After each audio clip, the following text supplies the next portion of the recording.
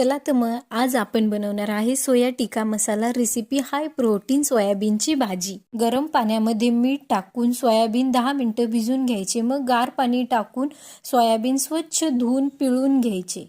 मोठी कापलेली सिमला मिरची, कांदा, 2 चमचे दही, हळद, धना पावडर, लाल तिखट, कांदा लसूण मसाला चांगलं मिक्स करून कढईमध्ये तेल टाकून सोयाबीन चांगली परतल्यावर 2 चमचे बेसन पीठ टाकून एकसारखं परतून घ्यायचं आहे कोरडं होईपर्यंत।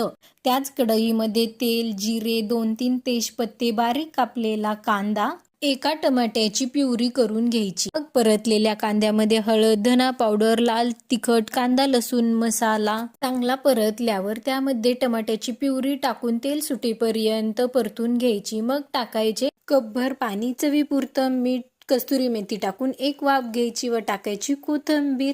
तयार झालेली आहे आपली हाय प्रोटीन सोयाबीनची भाजी।